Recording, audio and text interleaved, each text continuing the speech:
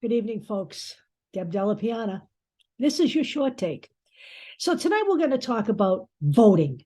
And we're going to be talking about this a lot over the next 20 months as we approach the 2024 elections. And I'm going to tell you how we're going to get into this.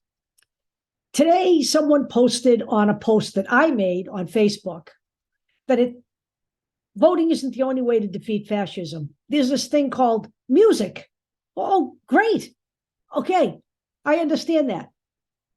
You know, I have a radio station and I play a lot of protest music on that radio station. I play mostly 60s and 70s, some 80s. I'm very selective beyond a certain point. And we play it all. We play Bob Dylan. We play Woody Guthrie. Okay, we play Pete Seeger. We play Peter, Paul, and Mary. We play all kinds of stuff except rap, hip hop, and whatever, disco. Okay, so listen to me. If music defeated fascism, we wouldn't have fascists today, because Woody Guthrie used to carry a sign on his guitar that says, "This machine kills fascists."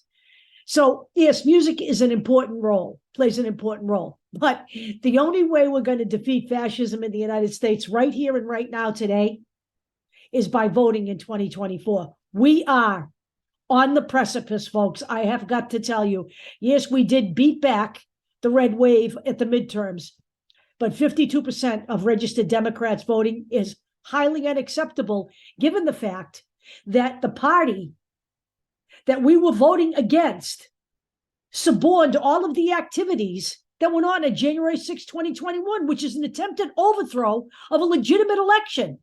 Do we understand all of that? Do we have that clear in our fucking heads? Okay? Get it clear. So I'll tell you a little bit about where we are today. I have it on good authority, and this is from people I've spoken to, a couple of people, not a whole lot, that a lot of people didn't think Adam Frisch in Colorado was progressive enough, so they didn't bother to vote. Adam Frisch only lost to Lauren Boebert by just over 500 votes. Adam Frisch is running again in 2024.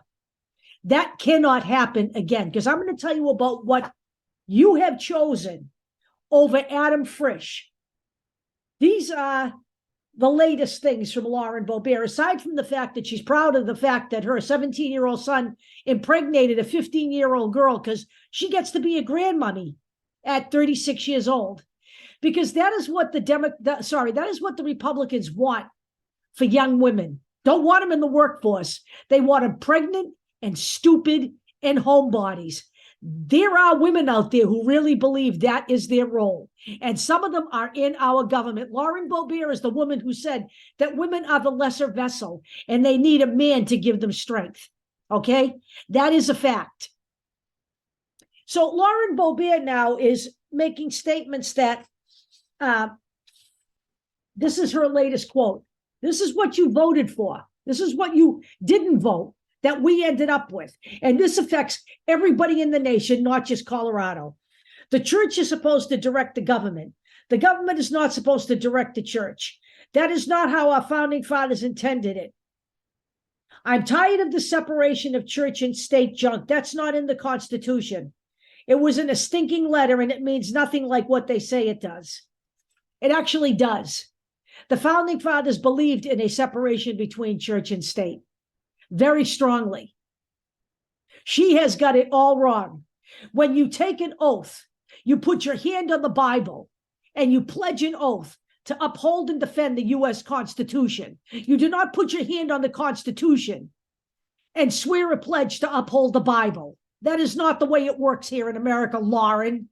So what you gave us was a woman who failed her GED 3 times, who doesn't even know what the Constitution is about. She's also said that the Constitution wasn't an idea, okay? She said that, quote, protecting and defending the Constitution doesn't mean trying to rewrite the parts you don't like. Well, actually, Lauren, the Constitution has been amended 27 times in history. 27. The 19th Amendment to the Constitution gave women the right to vote. Okay? So let me tell you what the Constitution says. Let me tell you what the founding fathers said about amending the Constitution. The Congress, whenever 2/3 of both houses shall deem it necessary, shall propose amendments to this Constitution, or, on the application of the legislatures of 2/3 of several states, shall call a convention for proposing amendments, which, in either case, shall be valid to all intents and purposes as part of this Constitution when ratified by the legislatures of 3/4 of the several states, or by conventions in 3/4 thereof, as the one or the other mode of ratification may be proposed by the Congress. The founding fathers did not believe in originalism. They believed that the Constitution was a living document that would evolve as humanity evolved. They understood that 1776 was not going to be time standing still ad nauseum. Things do change. The people we have in office right now don't even have a functioning knowledge of the government. We have Paul Gosar out there insisting that the J6 committee is going to be charged. They haven't even investigated the J6 committee. And by the way, there's nothing to investigate. But hey, let's continue to waste taxpayer dollars to make Paul Gosar feel like he's a normal person. Go on. As Liz Cheney said, bring it on. These are people who refused subpoenas to appear before the committee they're going to investigate. And by the way, let me explain something to the voters out there, the Democratic Party voters. They had a pissing contest in New York over the fact that some of the candidates weren't progressive enough versus some of the candidates that were up and offered to run for office. And what happened? We lost seats. This is not the idea here, folks. Do we understand that the Democratic Party needs to continually be pushed to the left? Yes, and it is doing that. By the way, the squad is doing that. They are winning that battle. They have even come out and stated that it's been great to see Joe Biden move in that direction. Joe Biden, who was previously viewed as a centrist, has done, in my opinion, a yeoman's job inheriting the mess he inherited. Okay? I mean it. And I was hoping for a more progressive candidate in 2020, but now I realize what we needed was somebody with a steady hand. And that's what we got. But he has moved this country forward in spite of the fact that the GOP has stood in his way every step of the way. And by the way, I also acknowledge that Joe Manchin and Kyrsten Sinema have stood in his way every step of the way. And I am proposing to you that those are two Democrats that need to be sent to the dustbin of history. But right now and right here, we can worry puristly about making this party what we want it once we get rid of the fascists.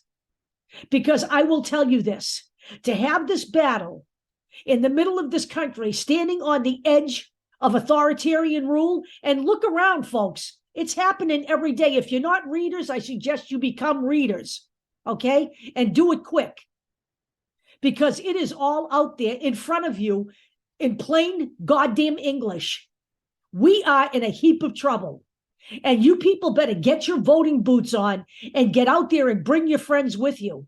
Because the more Republicans we can vote out, the better off we're going to be cleaning up this country. We need to make this country safe for everybody again. Transgender people, gay people, people who are poor, people of color. We need to make this country safe for everybody, or it's safe for nobody. This is a reality. Wake up. You guys need to join our YouTube channel because we do videos beyond what we do on TikTok. Right now, I'm trying to update the website. I'm doing it as fast as I can. I'll put all the links in. But to join our YouTube channel, go to YouTube and type in Deb Della Piana. Okay? That'll get you there. We'll talk to you all soon.